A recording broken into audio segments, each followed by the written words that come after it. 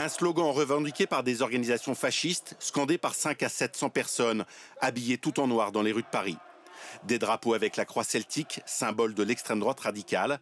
Visages dissimulés, principalement des jeunes hommes. Samedi après-midi, ces militants commémoraient la mort d'un des leurs il y a 29 ans. Une marche qui s'est tenue dans le calme, sauf après la dispersion selon cette riveraine. Il y a un passant qui leur a fait un signe, un doigt d'honneur. Et là, ils se sont jetés sur lui et ils l'ont piétiné. Vu c'était coups de pied, coups de poing, coups de pied par terre. La manifestation s'est tenue dans le 6e arrondissement, en plein cœur de Paris.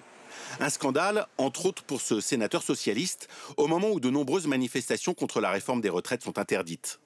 Monsieur Darmanin, c'est inadmissible d'avoir laissé 500 néo-nazis et fascistes parader au cœur de Paris. Selon le préfet de police de Paris, il n'aurait pas été possible d'interdire cette manifestation. Trop compliqué, selon lui, de caractériser le risque de trouble à l'ordre public. Trouble à l'ordre public, c'est quoi? C'est un risque d'affrontement, la commission de violence, de dégradation. Et en plus, il y a une deuxième condition. Il faut que je démontre que je ne suis pas en capacité, avec les forces de l'ordre placées sous mon autorité, de contenir ces troubles. Pourtant, la veille de la manifestation, la préfecture a pris un arrêté autorisant l'utilisation de drones pour la surveillance. La justification était la suivante.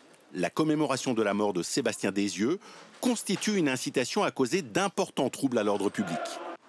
D'autant que l'organisateur, le GUD, est un groupuscule violent qui recrute dans les facs.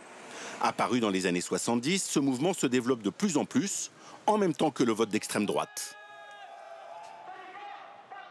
Il y a de plus en plus d'adhérents et de militants et parallèlement, il y a une libération de la parole qui existe de la part de ces groupes et de cette mouvance prise au sens large.